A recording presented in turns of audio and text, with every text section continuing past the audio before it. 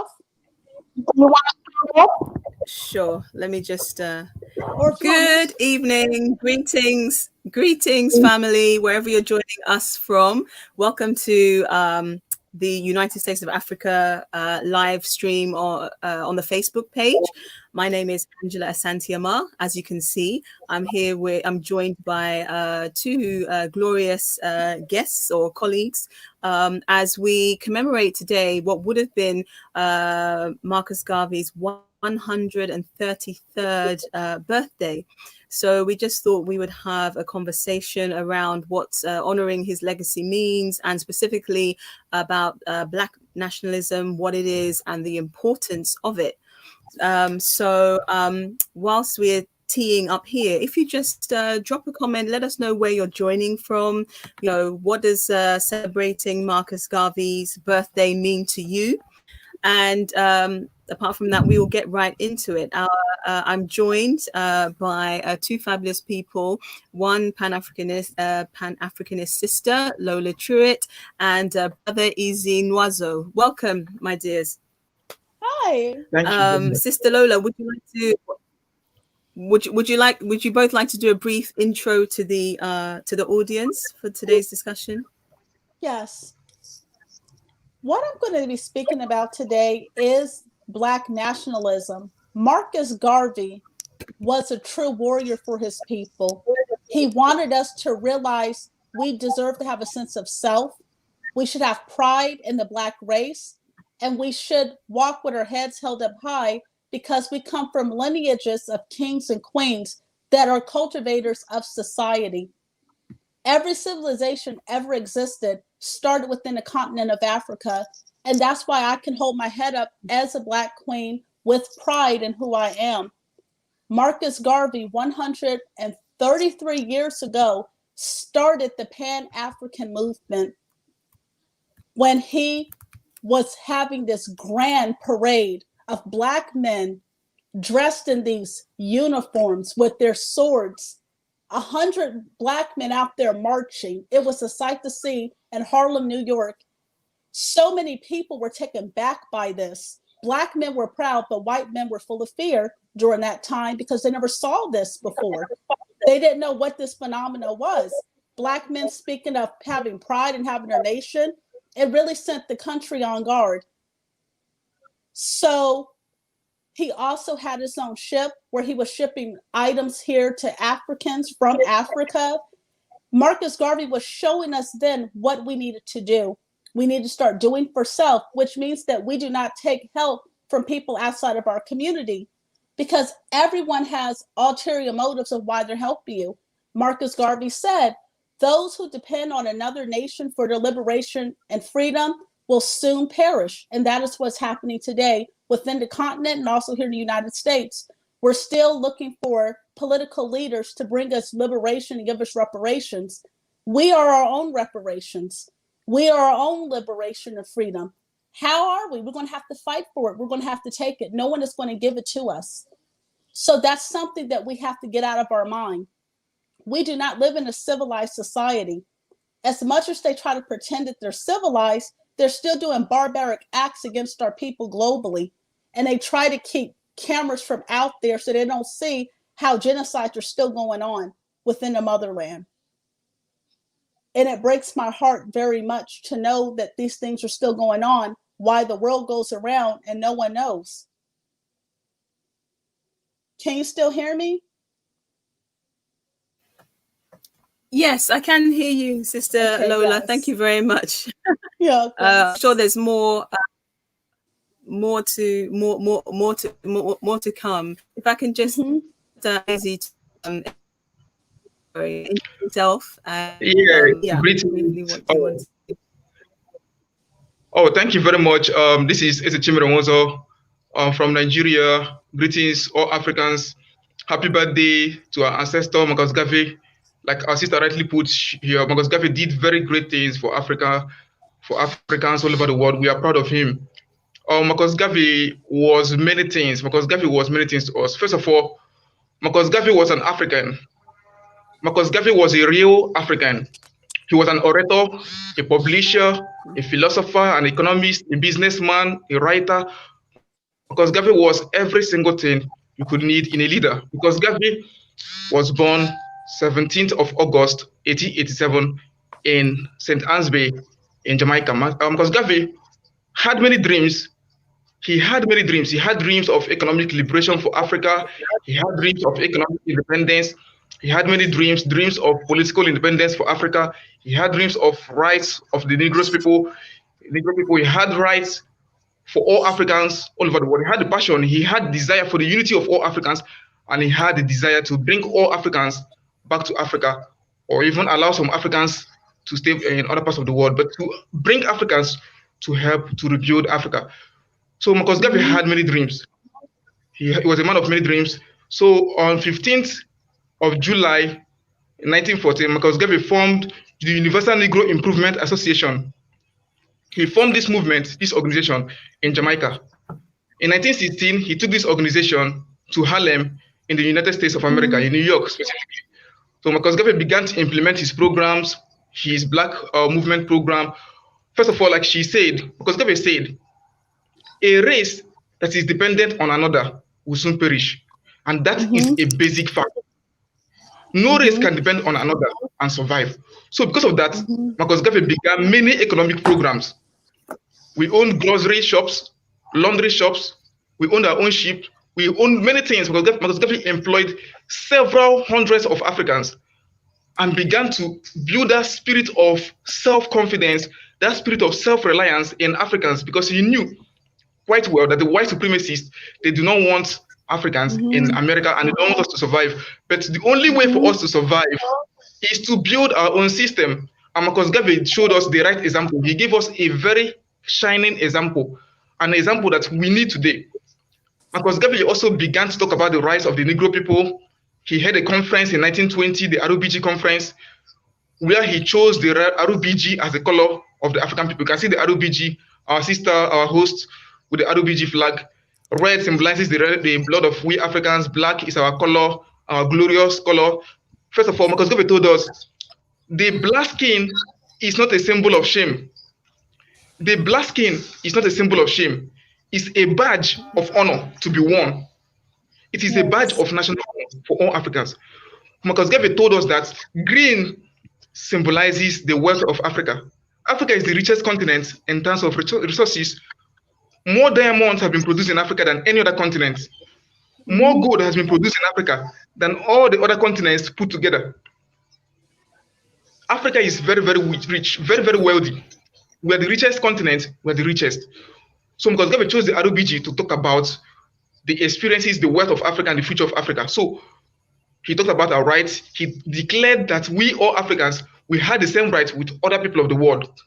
And the rights, the Declaration of the Rights of the Negro people. Marcus Garvey also began to talk about the independence of Africa, started petitioning the League of Nations to give us our independence, because by then we're not independent. He began to ask them to give us our independence, give these people our independence, because we have a glorious history. Because as of then, the Europeans were claiming that we were savages, we did not have any history, that we were supposed to be colonized. Marcus Garvey told them, no, these people we are talking about are the original people. These are the builders of the world civilization. They deserve to be independent. They deserve to be liberated. Marcus Garvey also talked about the United States of Africa. In a poem that Marcus Garvey wrote in the year 1924, he titled it, Hail United States of Africa. In that poem, he talked about the unity of Africa, of East, West, North, and South, that is the pride of the black man. He called Africa Ethiopia in the poem and so on. So he talked about the United States of Africa. He was the first man to actually use the term United States of Africa. Marcus Garvey said many things. He did many things. He began the Back to Africa movement, saying that some Africans should go back to Africa. The engineers, the doctors, should go back to Africa and begin to build Africa, to rebuild Africa. We needed the skills. So Marcus Garvey did many things. Marcus Garvey had many plans. But it's a pity, it's very sorrowful that after his death, he died on 10th of June, 1940, and since then, this is about 60 years, even more than 60 years after his death, his demise, we have not seen most of the good works, his wishes, we have not seen even a single one accomplished. It's a really sad thing. It's a very, really sad story. And even till now, we do not have a replacement for Marcus Garvey, because every great man, when he passes on the baton to the next generation. He passes on the vision he has, the power he has to the next generation. It's sad that nobody was able to receive the baton from Marcus Garvey to begin to carry out the great programs that he had. So it's really, really sad that nobody could replace Marcus Garvey to follow in his pattern. Even the presidents of the Universal Negro Improvement Association, if you ask me, they have not been able to replace Marcus Garvey in his right office. Even Dr. Sebi had to say the same thing, that he has not seen any Universal Negro Improvement Association president that can actually replicate Marcus Garvey. So that is it. We're also going to talk about what is wrong. We're also going to talk about how these the failures that have been following. So I don't know if you have anything to say before I continue. Yes, I wanted just to add on to what you're saying. Okay. We have to understand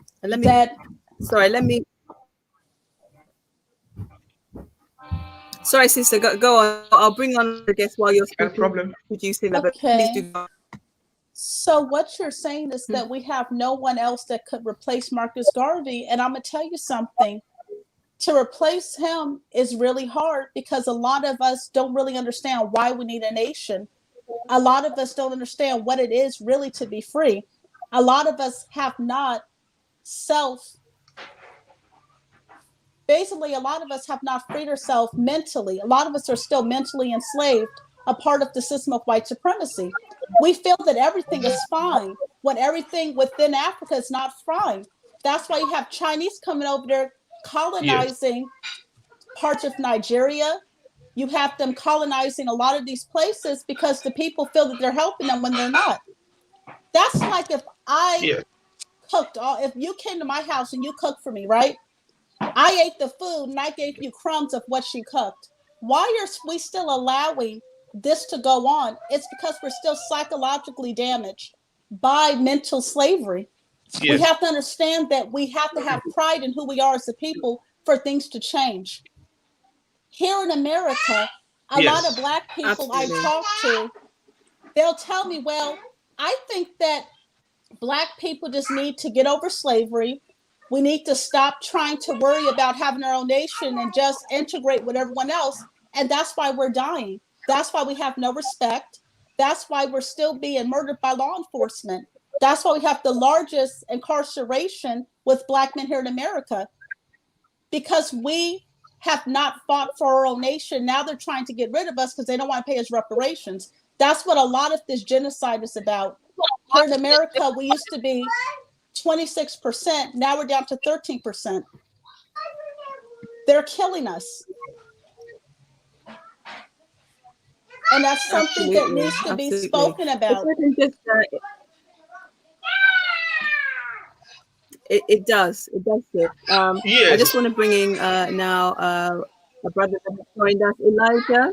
Would you like to introduce yourself briefly and maybe comment on what Sistola has just said in terms of, the fact that, we're seeking, or some of us are seeking reparations, but, the West are not going to give it to us, and that's why we're being taken out. But first, please do introduce yourself, brother. Brother Elijah, can you hear me? Yes. Hello. Welcome. Yeah, greetings. Yes, we can hear you. Hello. Okay. I just want to say greetings to my brothers and sisters for hosting this great occasion in celebrating the Black Prophet, the Black Messiah, the Honorable Marcus Mosiah Garvey. I'm Elijah Tully, and I'm from Sierra Leone. I'm a founding member of the Marcus Garvey Foundation in Africa, in Sierra Leone. So I feel blessed to be part of this occasion today to honor the great legacy and the great works of the Black Messiah, the Black Prophet, Marcus Mosiah Garvey. Yes, and I've listened to my brother from Nigeria, and he's highlighted the great legacy and the great works of the Black Messiah. And it's good for us Africans to come together, at least to accomplish the vision, the dreams of our Black prophet, our Black Messiah, that one day the unification, the reparation of Africans in the whole world will come to reality. And this is the starting point. This is the starting point. Yes, in organizing things like this, at least it's a universal something, you see. And we feel blessed because this is my first time of seeing things like this. And I'm feel blessed, like things like this happen today. And this is a special day for us, the Garveyites. We that believes in the works and legacy of Marcus Garvey, to keep celebrating this day, because these days mean a lot to us Africans. We are in Africa or in the diaspora, every part of the world. This should be a special day for us to celebrate, for us to appreciate his legacy. You see, but if I reach here, I will stop here for the time being. I'll be coming in at any time. I greet you all and hope we can accomplish the good intention, the aims and vision of Marcus Garvey. Sila. Ashe. Ashe. Thank you, Brother Elijah. And Brother Bobby, we welcome Brother Bobby to the platform as well. What is your message, or what is the importance of today for you? Yeah, I'm just joining in now, and I just want to hear what you guys have to say there, and then I might come in and.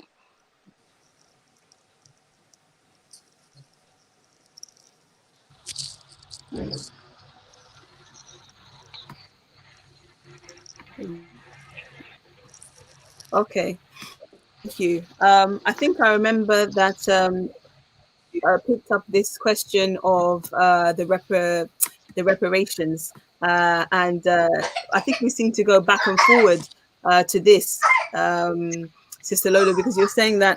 I mean, me personally, I believe that if the West was to pay or repay, give us everything that they have taken from us, if they make those reparations, they'll be bankrupt. Like there's not enough wealth that they have to be able to give back to us for everything that we have lost. Yes. So on the one hand, you think, well, then what is the point? Would it not be better for us to just focus on creating our United States of Africa, coming together in many different ways, building up the motherland, so that Africans, people of African descent, Black people, wherever we are in the world, we are good, we're safe. Okay, so I'm going to say this. Sorry, all right? That was a comment and a question. Oh, okay. So what I'm going to say is this. They have to give an account for what they have done. It's been too much of our ancestors' blood that have been shed for us to walk away. The apartheid was some atrocity that shouldn't have happened. The genocide down in the Congolese should not happen. The genocide in Nigeria should have not happened. The genocide in Benin should have not happened. It's been too much blood of Africans shed by these people. So no, I cannot walk away and be like, oh, well, it's okay. We're going to start over. No, they're not going to give it to us. We're going to have to go up and run up in Buckingham Palace and take our shit. It's that simple. Pardon my French. I'm sorry. But we have to take what is ours by force. We have to get ourselves together, make plans on how we're going to get our stuff back. Do you know how many precious items Belgium have in their museums that are our artifacts that they will not give back? And their excuses because we don't know how to take care of our artifacts that we made? Do you know how many African artifacts they have in a museum here in New York that they stole during the looting that they do not want to send back? So these people are mocking us.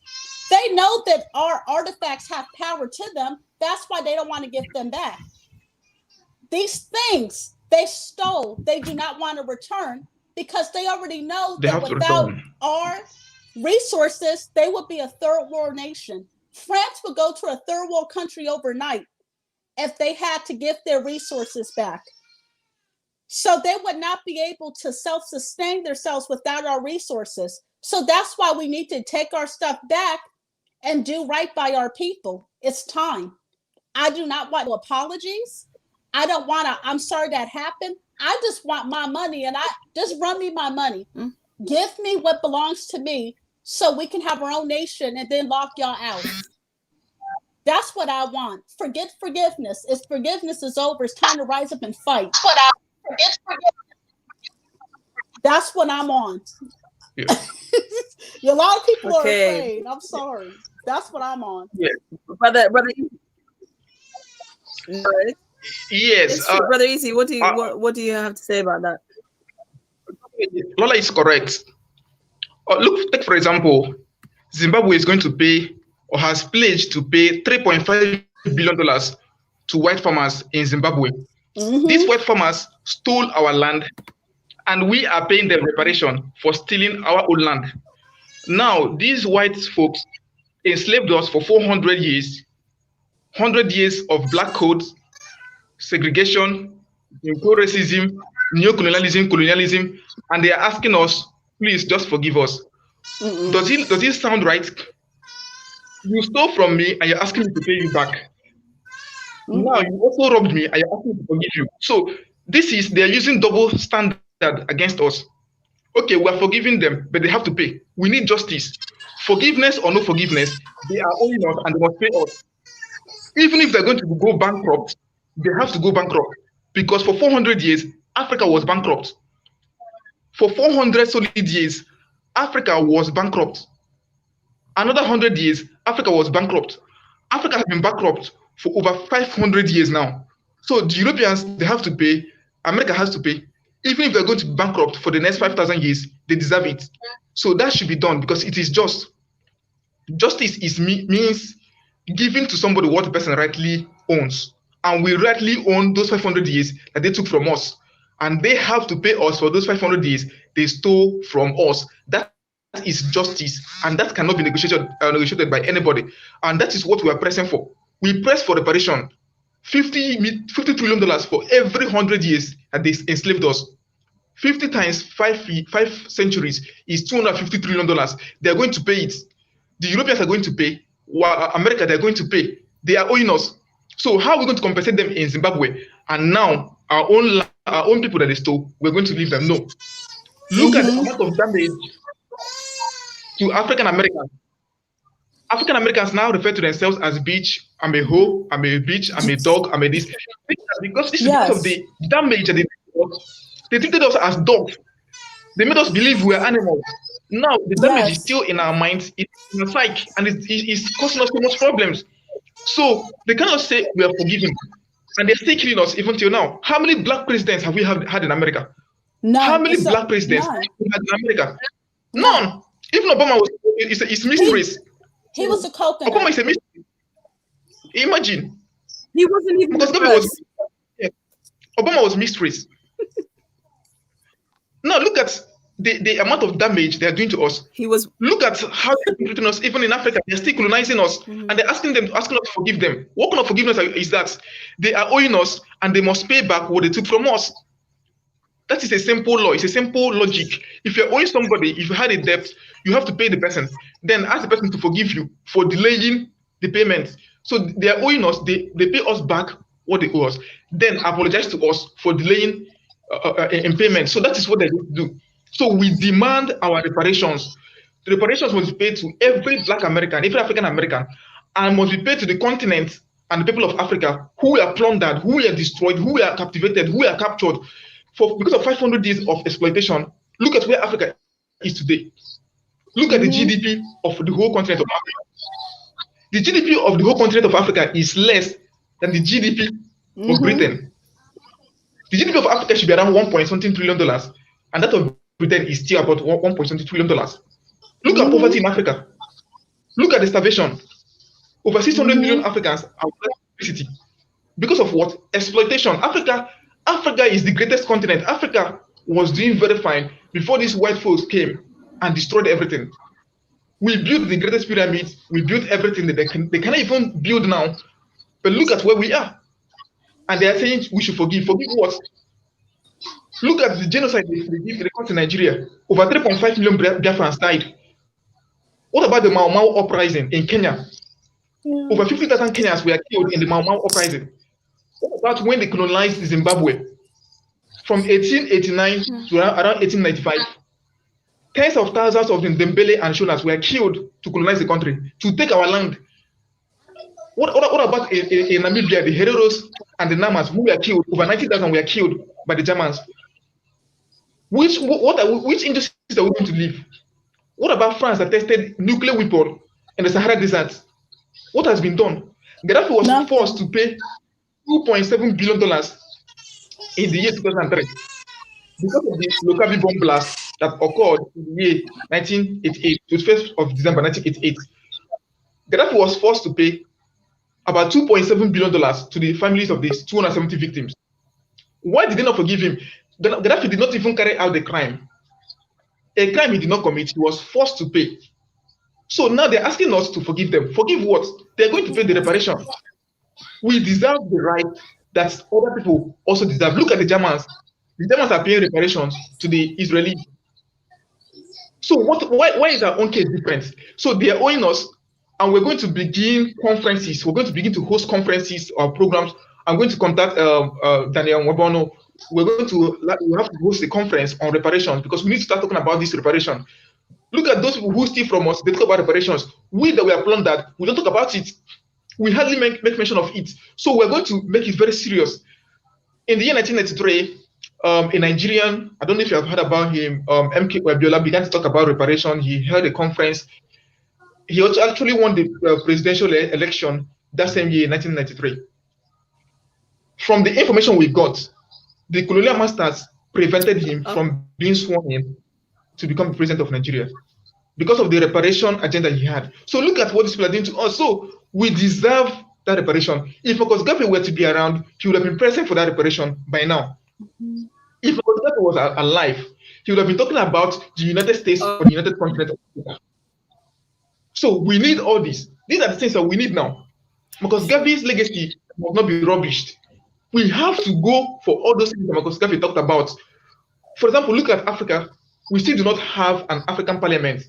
So where is the unity?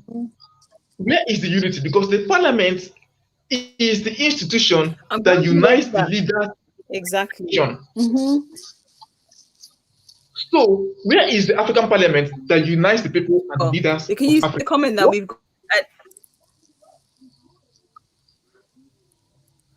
What we have is a club. I was saying the comment that we have here is talking about the fact that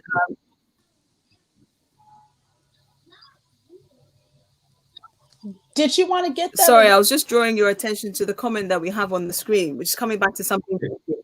I see this. Can I talk on this? You want to talk about it? Because I want to. What? Tell me what you want, sis. Oh, yeah. No, I think time delay. So yes, I pulled up the comment because I wanted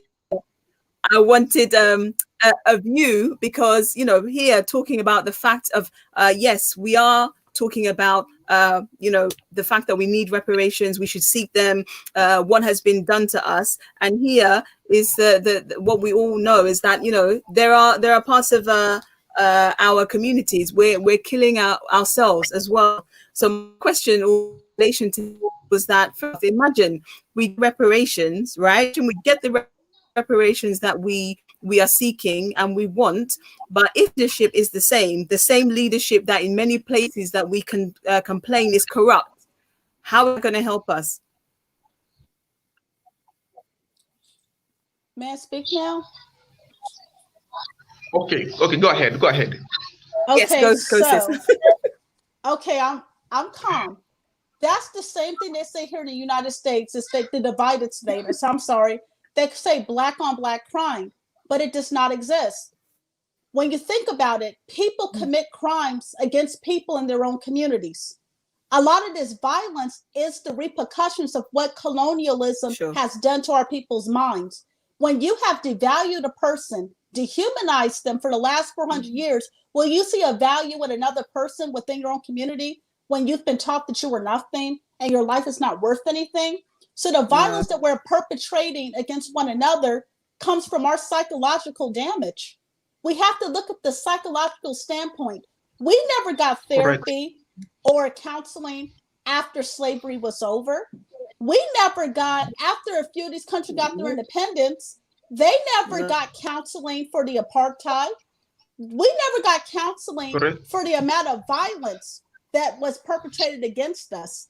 So we can't even begin to talk about, well, we're killing ourselves too. Yes, that is a problem, but there's also a psychological problem that has to be addressed. Imagine, so I'm going to give you this metaphor. When you have a child that's been exposed to violence for his whole entire life, what do you think that child's going to grow up and do? A violent child. Exactly. So that child's going to grow up violent, and it's going to repeat the violence that has been perpetrated against them. And that's what's going on in the African diaspora right now. Here in America, you have a lot of violence in different cities because, one, they keep us living fist to mouth. They keep us in desperate situations so that violence will go up. And then think about this too, then I'm going to let someone else speak. Within the continent of Africa, you have to know that European nations fund different terrorist groups to come in, and it looks like Black people are killing each other, but it's the French and the German and the British behind a lot of these terrorist groups. The Boko Haram was founded by France. They were giving them resources in the desert. They discovered that. So what's good? It's like these people talk about these things, but they don't know the full backstory behind it. You can speak. I'm sorry. Oh yes, sister, you're very correct, because we have been programmed don't apologize. to be violent. I get mad. Yes, we have been programmed to perpetuate violence against each other. For example, in Black America, you see blacks, you say black on black crime. For example, I once posted that blacks, that whites should stop killing blacks on Facebook. I posted it. Then somebody replied with a statistics saying black on black crime, 97%, 95%, 92% or so, black on white crime, about 5% or so, something like that, proving that blacks are actually the one who are perpetuating the crime. I asked you a simple question. I asked a question. You talked about what happened in the year, maybe 2018, 2019.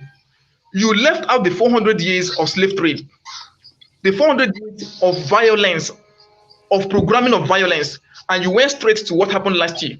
That means you actually have an agenda. These are people who have been programmed by the white supremacists to hate themselves, and they're even part of the problem that we have. Yes, you better tell the truth.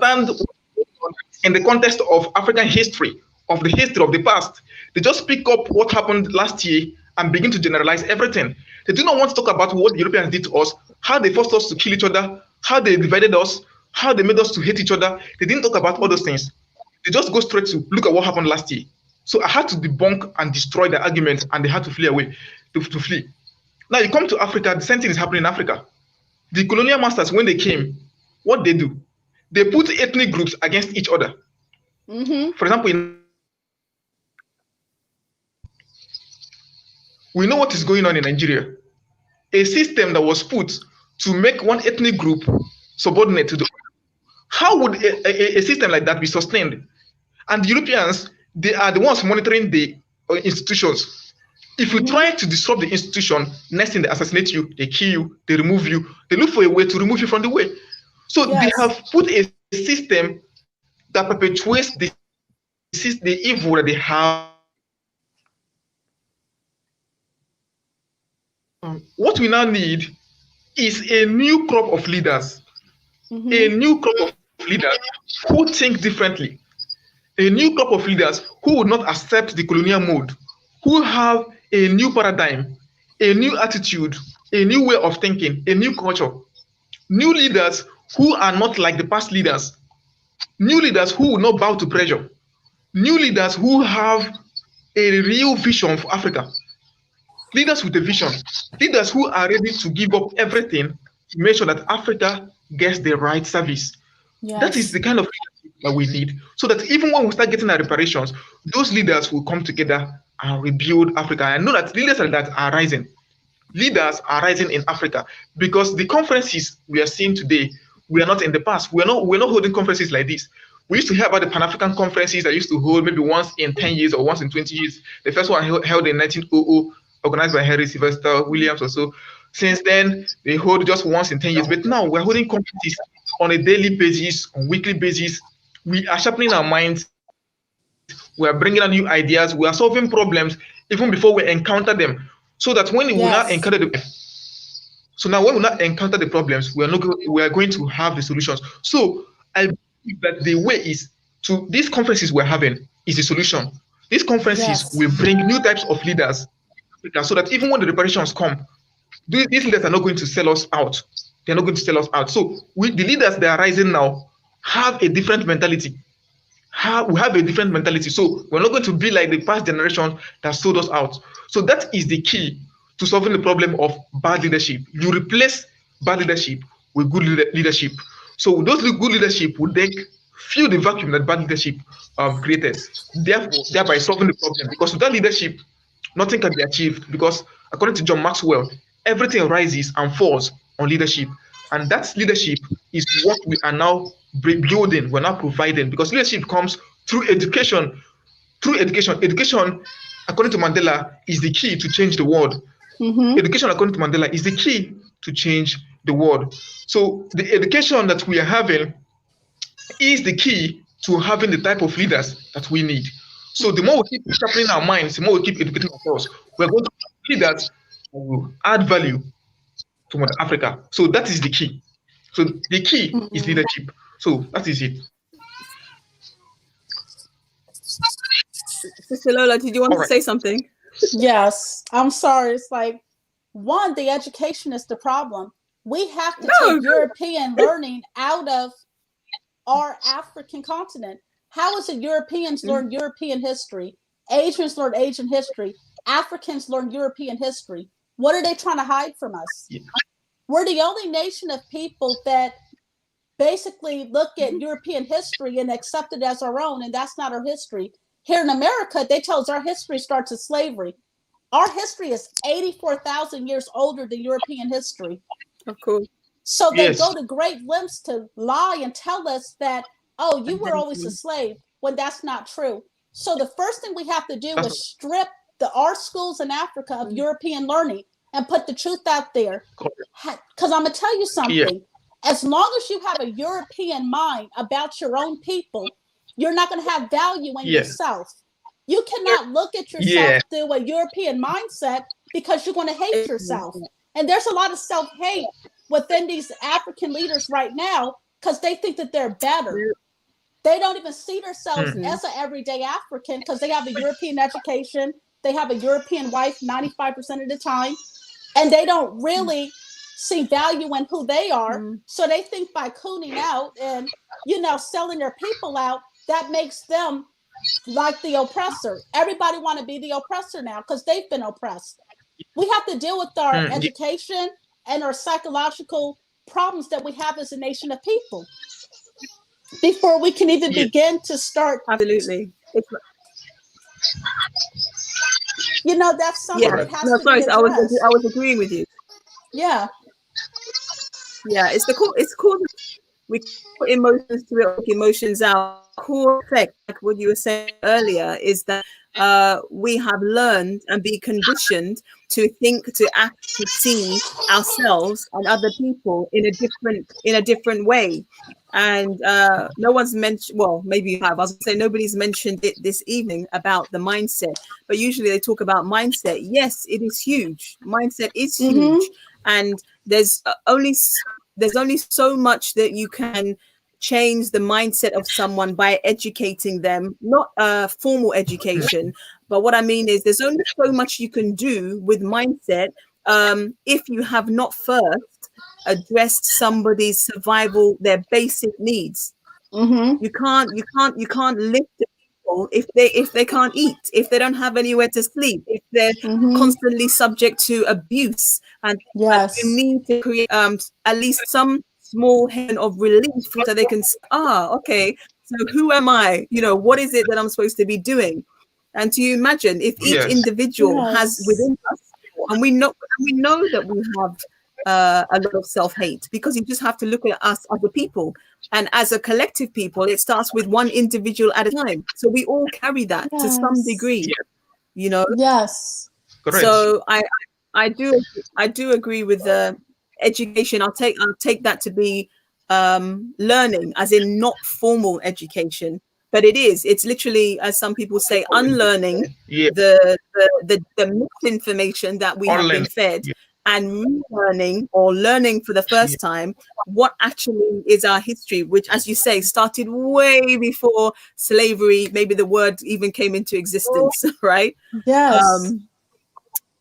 So can I just ask us to pick up this next comment about, the only thing Africa needs to do is to add value to our beloved motherland and our physical mothers. Do you have a view on that, in terms of how that helps us to unite and really forge or rebuild the motherland? Yes, I was actually in a conference with, I'm sorry. Oh, go ahead. I'm sorry, I cut you off. I don't mean to be rude. Okay, I'm sorry. I was in a It's conference. The time delay. Okay. I was in a conference yesterday with Nico Pen, and we were talking about how we can start making Africa look beautiful as she is. We do need to start doing more tourism in Africa. African Americans such as myself should start giving money and value to our country. Start saying, I'm going to vacation in Nigeria this year. I'm going to start doing more tourism to show the people, the culture, the music, the different things that they do there, and show them that they have beautiful built cities. This Francis is right. We do need to start adding more love for the continent of Africa, because here in America, people like Pat Robertson and Rob Parsley, they always show the bad parts of Africa, but they never show how Africa has expanded. So we do have to take the image that is being put out there and put it away, that's negative, and put a positive image out there. I'm sorry of seeing naked flies covering over an African starving child's face. And they've always put the ugly that's going on, but they don't talk about the good. And that's to scare people like myself away. Most African Americans have a bad opinion about Africa because what has been put out there. So I do agree with Frances when she says that we need to add value to our beloved motherland, and we do, and also to the physical mothers. We need to start supporting our own people within the continent to show them that as an African American, I love you, I love my country, and I have pride in my people and my country. That is true.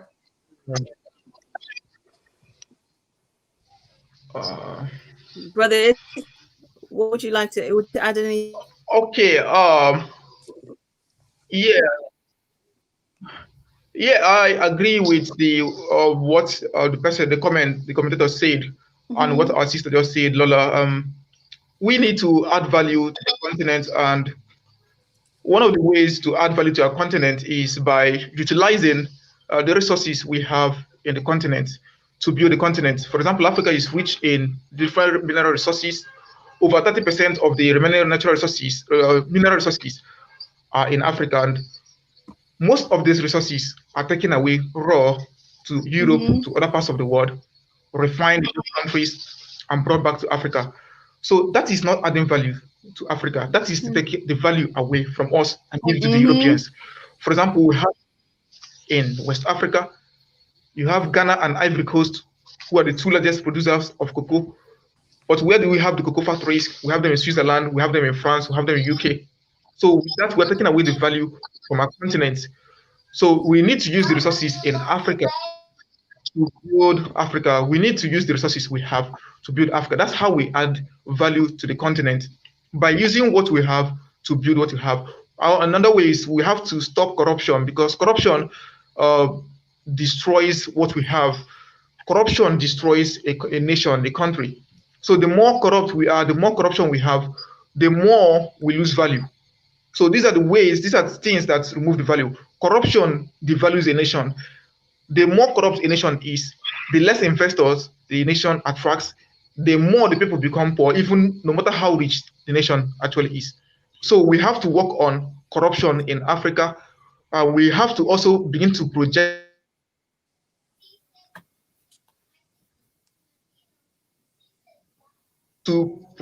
a positive image of the continent. Yes, a lot of things are going wrong, but a lot of good things are also happening. And we also have a good history to look at.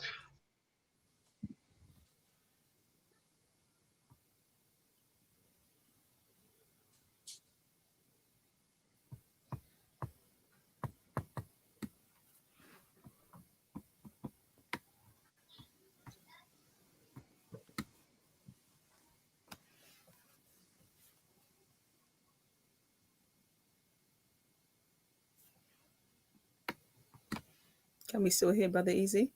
No, I don't hear him. Oh, I see. I thought it was just buffering. Me. Okay. While we wait for him to come back, what I'll do is I'll pick up just the last part of that comment, which was, yeah, we need to add value to our beloved motherland, but also our physical mothers. You know, I believe nothing is here by accident. And even though the language we're talking in is not our original language, there's no coincidence, you know, in the things, how we name things. So we call Africa the motherland. Even our actual countries, we usually call our motherland, whichever is Ghana, wherever it is that you are. So for me, it is absolutely impossible to empower, to restore, to revive, refresh the motherland if physical mothers. Let's talk about mothers. I'm talking mothers, mother figures, aka the women. You can't have a thriving, flourishing motherland if the physical mothers on the land are suffering, are struggling. Now, it's not that the mothers, the women are the only ones that are suffering, but when you have the majority of the population, which mothers are, just by, you know, the world over, it could be by 1-2%, whatever the figures are. But let's, for argument's sake, say the majority of the population who form the majority of those on the poverty line, at least mostly in Africa, and probably could even say, you know, in the West, you know, there's a problem there. There is a problem, and me personally, I see, you know, we have taken on perhaps this this so-called, let's just call it the battle of the sexes, that so-called battle of the sexes, that was never our battle in the first place, not as an original people, where a man had a role and his role was appreciated, and the woman had her role, she knew her role, and her role was appreciated, and the two of us, we would work together, we worked complementary to achieve the things that we had to achieve. Even when you had, you know, if you like, certain tribes which were female, they were warriors, or you had, you know, you have different dynamics as well. But there was kind of now not been, it derived from its age, but now we're living that, you know, because we've listened to and so when you have you know, the majority of the population that is, whatever word you want to use, but I'll oppressed or oppressed, because in every single country, to a certain extent, the majority of the countries, people will still talk about gender discrimination and domestic abuse, again, of which mothers are the majority of the victims. So some people get back, oh, what about women and independent, all that? I would say we need to throw away that concept, but everybody has a mother. We have our physical mothers, and our land that we live on that is supposed to sustain and nourish us, is is also our mother. If we do not invest in our land for ourselves, we know Brother Easy was talking about, you know, how much wealth comes off of the continent, out of the continent of Africa, but it's not benefiting us. It's benefiting everybody but us. Exactly. So right. So until we can actually you know, farm our land for us to grow our own food, to nourish us, not have to have it imported from somewhere where we're paying, you know, 10 times probably the price of it for substandard food, because actually our food is the good stuff and we're shipping that out to other places. It's not going to happen. So that, so the land issue in Zimbabwe is serious. Like it is really serious, because it's like our land is valuable, and one of our most untapped resources is our women. Not because it's not that everybody is subject to some form of abuse or what have you, but the nature of our role is that we are multipliers, not only in bringing forth children, but in terms of our productivity and everybody else up. And so imagine if all of that human resource is not being used. Of course, the motherland is this right. So absolutely, how we can invest in land, the physical motherland and the physical, without letting our egos get into that place where, oh no, this is all about women and forget about the men. Absolutely not, because you know that if your woman is good, go for it, please. I agree with you 1,000,000%. I love that you said that, because we are the pillars of society. Women cultivate the next generation of children that are coming up. We put our values in them. So I'm happy that you talked about the role of the woman in such a beautiful way. I love your mind and the way you broke that down. Men need to realize that their treasure are the women. Mama Jacinta saved her whole situation. Remember Mama Jacinta of South Africa, of the Ashanti tribe? She said, if the men will not rise up and fight, then the women will fight. Then you had Queen Nzinga, who fought off the Portuguese. These were women that loved their people and had a heart and a passion for their people, and they fought till their dying day to make sure that their children's children were not enslaved. The women were the fiercest warriors within African history, and that's something that is still very relevant today. The women are rising up. The women get revolution started. A lot of the rebellions that went on here, yeah, they always put the men in the forefront, but it was a woman behind it.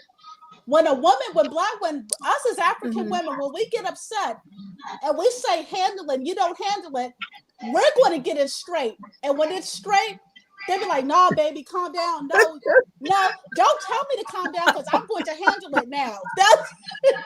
No, baby, it's fine. Like, no, I got it now. And we take care of it. So that's something that we need to do. Men need to start supporting the women, loving and valuing their women, but they can't do that. And I'm going to explain why. This is psychological. When men feel emasculated, they feel they have no power to exert over anyone. They don't feel as equal as a white man when it comes to power. So what they do is they oppress their women because they feel powerless. So that's where that comes from. We never had a problem with relating to one another. European men oppressed their women, and they poured that on us. Thank you. Can you guys hear me? More than good, Lord. We can hear you, Money. Oh God! Okay. Okay. Yeah. Thank you. I'm gonna turn it down. Thank you. Thank you. It's loud. We can hear you loud. Yes, I heard that. Yeah. So I have. I want to make a little statement regarding Zimbabwe. I don't know if you guys. Last time when I was talking, people misunderstood me. And I was talking about who is an African, which I'm gonna have to redo again, because it seemed like people did not understand exactly what I was saying. But the problem in Zimbabwe, it is because of that. people who are not African are getting resources of children of Africa for no reason. Those white people are not African. They're not. At all. So they should have nothing in Africa. Instead, they should be deported and sent back to Europe with empty hand. If they are lucky, they should receive their guns, which is what they came with. They should be given the guns and go back home. Okay, that is actually something. That's why I have to choose the topic. Who is an African?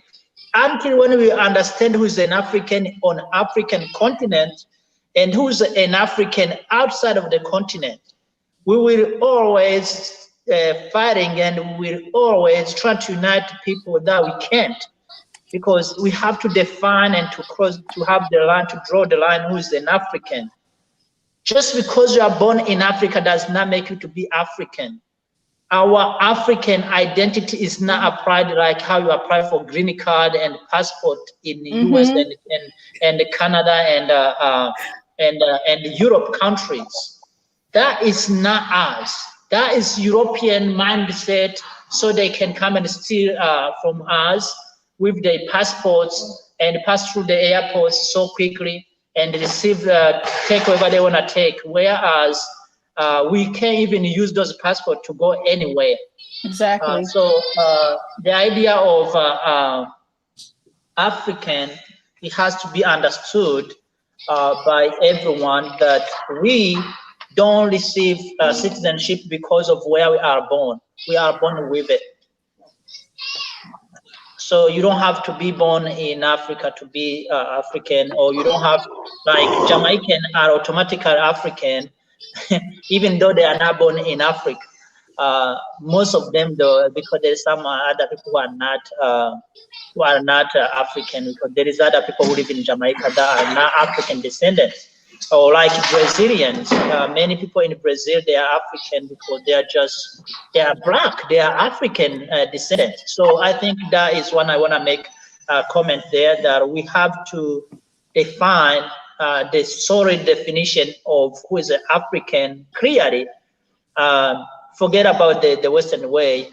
That is the first step. Number two is we have to have our official language, which is Swahili. We must have our own language. I'm not saying we have to drop our tribal languages, which we must actually support them, but we cannot use our tribal languages as official language, because it's gonna bring so much conflict.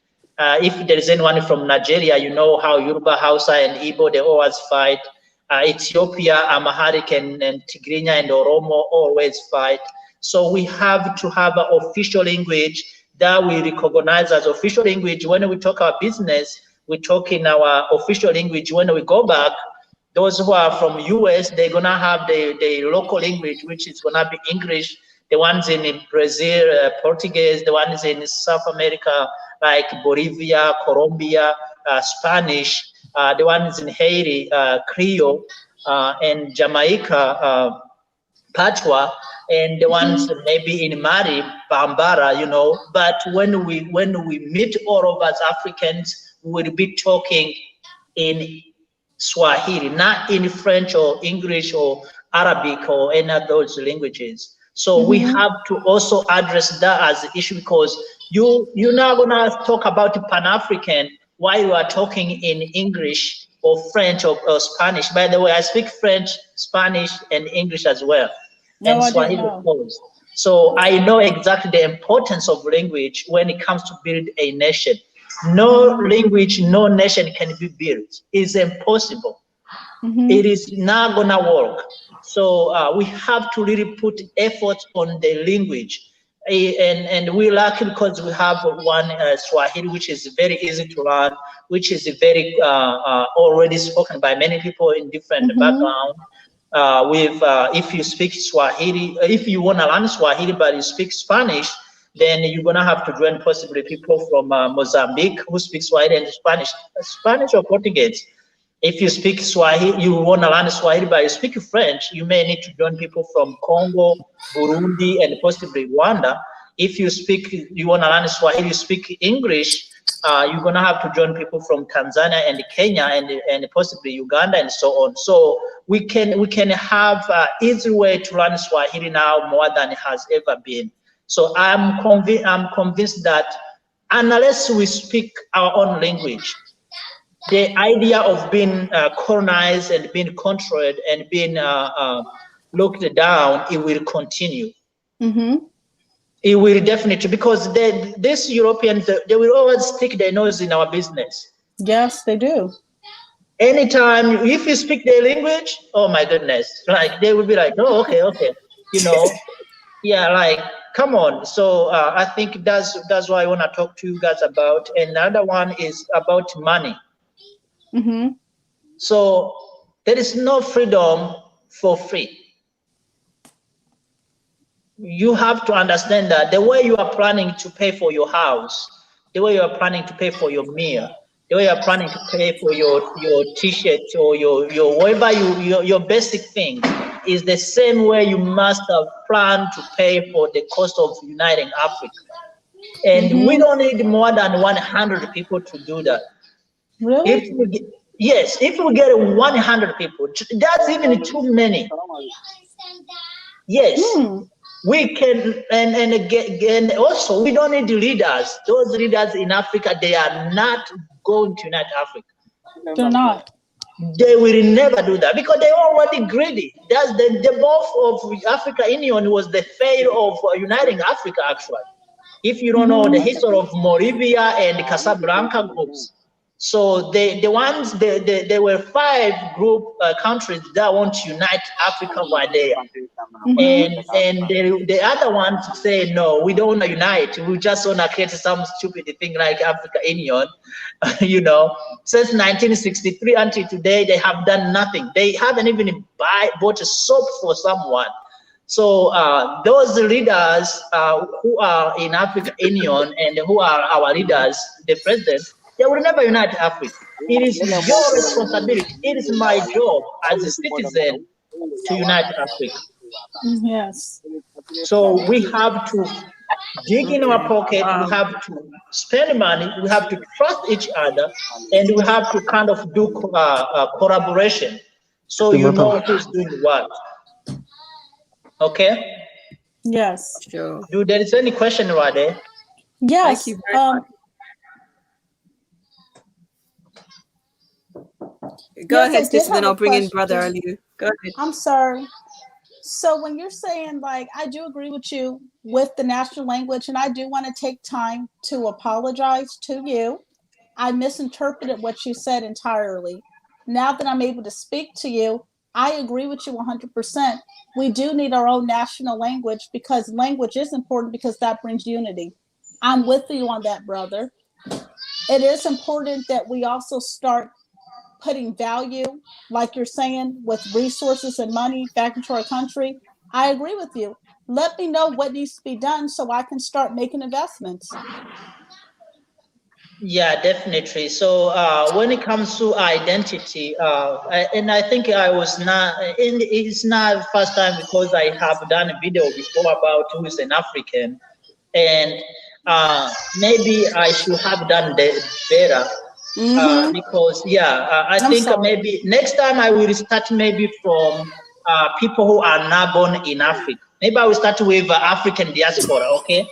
Yeah, maybe I will start like, okay, so these people like here in the US, like if you are Black, you are just born African, there's no question about it. Now, okay, because I was going to look at you really quick like, excuse me, sir. Excuse me. I'm like saying, I don't even have a back, okay? I just got an African arm by there, right? I have African features, okay? Yeah, so I think I need to start by talking about people who are outside of Africa, how they are African, and also to give details because some Africans don't look Black. There are some people who are totally African, but they look pure white. But you cannot keep defining because we are a very diverse group of people. We cannot define. Every single race comes from us. We cannot keep defining what is African by certain looks. Like West Africans here in America, a large population of blacks here look like West Africans because our ancestors were from Nigeria, Angola, and other places like that in Ghana. So a lot of us look different. A lot of us have those body structures. A lot of us have the nose, like my nose here. All right. A lot of us have those features. So Northern Africans are going to look different from Southern and West and East. All of them going to look different. But that doesn't take them away from who they really are. Yeah, and the thing is gonna be white people can come in and say we are African too. Okay, so but the thing about how do you draw the line? Already know. Okay, so I am so happy you asked me. Okay, and I'm gonna keep this brief. And Sister Angela, you want to say something, sis? Sister Angela? No, you finish that. I do want to give Brother Ali. Yeah, I want to give Brother Aliu a chance to say something. So you finish this, wrap this one up, and then I'll ask Brother Aliu to say something. So the problem that we have with Europeans in our country is that they're very self-entitled and arrogant. You do not get to partake in our culture. You don't get to partake in naming yourself an African. That's a no-go. If your descendants are from the Netherlands, from any Dutch country, Britain, Germany, Italy, you're not African, and you'll never be African.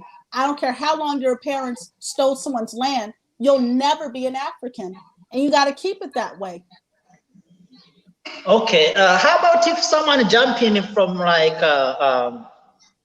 from Australia or from here in America too? I have a lot of white people who are calling themselves African, and well, check them at the door. Be like, look, do you have your parents were British, your grandparents were British, right? Okay, then your ass, excuse me, your butt is British and you're not African.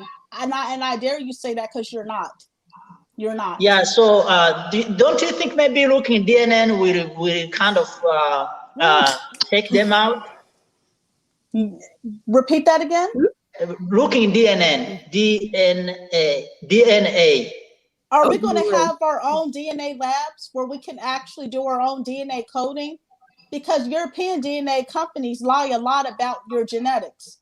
So we would have to have our own DNA labs and test them to find the African within their genealogy and strand. It doesn't matter because a lot of them have African in them because of rape. So no, I'm sorry, you can't. Oh, so that. DNA will not work either. I don't know, because honestly, it's very difficult. If it's like we have African people or black people who look white, especially here in America. But the thing about that, I'm gonna tell you with that, a lot of us was not by choice. That was because of rape. They were trying to breed the African out of us. I know. So I'm going to let Brother Elu speak because I spoke a lot and I actually got to go get my kids dinner. So I love each and every one of you. Okay, thanks so much. Where are you, by the way? Where are you? We want to wrap up as well. Thank you. Thank you. Where is she? Where does she live?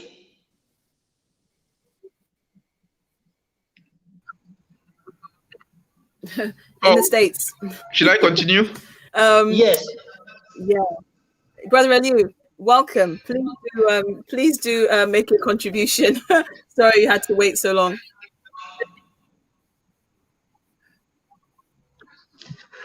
Well, firstly, I would like to. I'm very glad to be among your midst today. You know, I've been trying to be part of many programs of this Pan Association organization, but today I don't think I have to contribute. I just have to listen to the program and see how you guys are doing it. Once again, I'm proud to be with you guys. Okay, thank you very much. Okay, Brother Izzy, sorry, you're back. Thank you. Is there anything you'd like to contribute? Because we're going to wrap up shortly. I think we're slightly over time, but it's been a very good discussion. Thank you, Yanni. Brother Izzy, can you unmute yourself, please? Yes. I'm sorry. My network cut off for about 10 or 20 minutes. So, um, I That's will end okay. with on this note. Let us begin to do those things that Marcus Garvey would have done if he were to be alive today. Mhm. For example, it is time for Africa to have an African parliament. It is time for us to have an African parliament. It's also time for us to have an African army. For example, we just had the news today that ITs they have taken a port in Mozambique, in northern Mozambique. So what will happen in the country? They're going to overpower that country if we refuse to unite. We have been battling Boko Haram for over 10 years in Nigeria, Al-Shabaab in Kenya, in East Africa. We have terrorist group in the Northern Africa. So we have to come together now and form the African High Command to fight for all Africans continentally and to defend us from any invasion from the colonial masters or any colonizer. So we have to also do that. Also, we have to decolonize our mind. We have to emancipate ourselves from mental slavery because none but ourselves can free our minds. Others can free our body, but we are the only ones that can free our minds. That's what Marcus Garvey told us. And Bob Marley had to sing a song using the same speech. So we have to emancipate ourselves from mental slavery. Believing that black is bad, white is the best, we have to change that mentality. We have to start believing ourselves. If we fail to have confidence ourselves, we are already defeated in life, according to what Marcus Garvey told us. So we have to have that self-confidence as Africans. We have to build ourselves. We have to come together. We have to use the talents we have to rebuild Africa. We need new leaders. The current leaders we have are failing us. We need a new breed of leaders who have vision, leaders who have the capacity to build Africa, to rebuild, to bring unity. We need to come together to demand reparation for Africa. These are things we discussed this evening. We need to come together to rebuild Africa. We need to add value to the content of Africa by using the resources we have to build Africa, by not exporting raw materials, but by using the materials we have to produce finished products, which will then add value, give jobs to Africans, provide employment, and build our economy. These are things that we need to do. There are many things we need to do. We have to fight for our rights. We have to come together. We have to be economically independent. Look at Black Lives Matter sponsored by George Soros. We should not allow that. Look at the African Union that was built by the Chinese. We have to come together and become self-reliant. We have to be self-reliant. We don't have to keep depending on other races. If not, we are bound to fail. But know that we are bound to succeed because we're going to make a change. We're going to make a difference. We're going to build Africa. We're going to come together. We're going to have the United States of Africa. We're not going to keep having bad leadership. We're not going to keep having tribalism, ethnicity in Africa. So there is hope for Africa, and that is the note on which I conclude. Because Garvey, please, wherever you are, you're a great father. We thank you for all that you did for us, for giving us a good light, for giving us a good example. Wherever you are, rest in power. Thank you. Yeah, quick Thank you, question. brother. Quick question, brother. Go ahead. You say about Pan-African Parliament. Are you a pro African Union?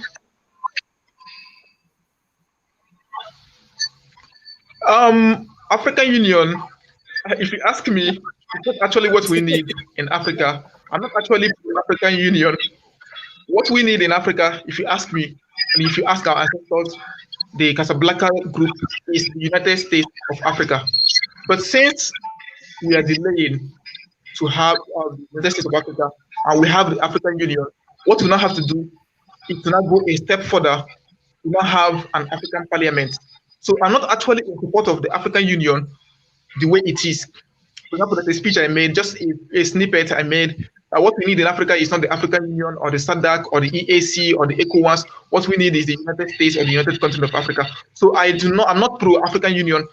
I'm pro-African government. What we need is not just African Union. We need an African government, a full-fledged government that will represent Africans.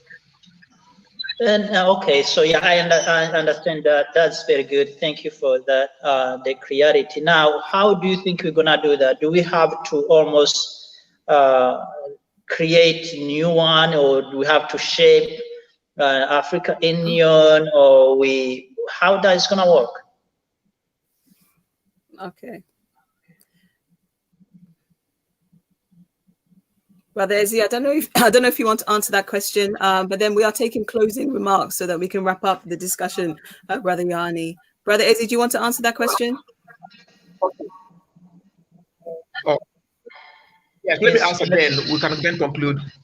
Now, what we need to do is the African Union. There is no need to start the African Union. What we need is to now have an African parliament representing Africans in different parts of Africa, possibly representing also the African diaspora. So that is to transform the African Union to now produce an African government from the African Union. Because the African Union will be the organization to actually find this institution into existence. So what we need is the African Union giving back to the African Parliament so that the bulk of the African affairs will be carried out by the African Parliament and no longer the African heads of state having their ordinary session or extraordinary session and so on, which can achieve much. So what we need is the African Union is good. Now give us the parliaments to represent the people so that when there's any issue in Africa, it will then be the African parliaments addressing those issues in Africa. Okay, yeah, I think I'm done. Thank you, Brother Yanni. Thank you, everyone who's watching live and on replay. Very appreciative of the support. Keep the questions coming, the engagement. You can see along the bottom of the screen if you want more information about how you can get involved with the Global Pan-Africanism Network, the vision of creating a United States of Africa.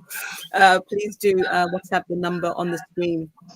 From me, many things have been said on the platform today. Brother Ezzy was talking about resources and the fact that, and Brother Yohani just clarifying on what it means to be an African.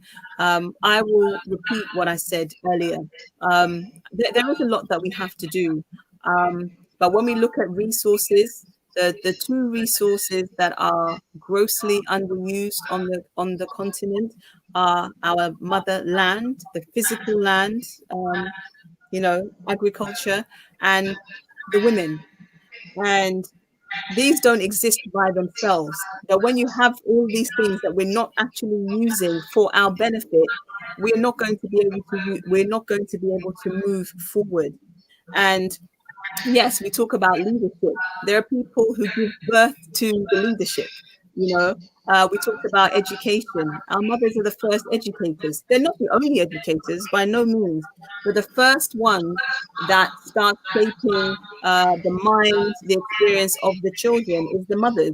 If they are not in a good position, that is going to transfer, that is going to shape the way that we grow our future generation. We usually say the children are the future. They don't have much of their future is heavily dependent or influenced by the education they receive way before they enter a school. So somebody said we need to be self-sufficient. We need to now really invest in our land. We need to make sure that anything that comes out of the land is for our benefit first.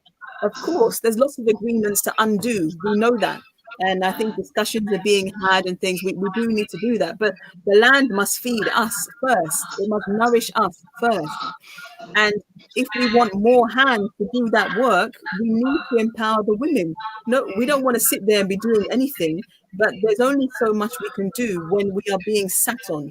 I'm talking about not necessarily, it could be physically, mentally, emotionally, even spiritually. So we need to support the resources, invest in the resources that are not being invested in now, so that collectively, as a nation, as a collective, we are Africa, we are one people. We can move together and we can really flourish. That investment has to happen. Whether it happens now, 10 years later, it's going to be the same thing. The motherland cannot thrive if the land itself is not being nurtured and nourished for us to nurture and sustain us, and the women are not being empowered to equally help the men. It's not that the men are not working hard. As much as we talk about leadership that's not in what can I say, that's not being as generous and mindful of its citizens, So if we really need the help, we all need to work to ensure that the mother or the mother figure in each home is doing well. Why? Because then one family is doing well. The next mother in another home, that family is doing well. Our nation is a collection of families. The continent is a collection of families. So that is what I will leave you with. And we are very thankful to our late father, Marcus Garvey. That reminds us that yes, we are Africa, we are one. We still have work to do, and it's not impossible. And if we really, really focus, it's much sooner and closer than we think it is. It really is. So thank you again for your time. Thank you, Brother Imani, Brother Ozzy, Brother Aliu, Sister Lola has left, and all the rest of you that tuned in. And we will see you here back again, if not tomorrow, then on Wednesday, 6:30 GMT. We're back for the Women in Political Leadership series. So have a good rest of the day, wherever you are in the world, and we'll see you again next time. Thank you. All right. Thank you so much. Have a nice one.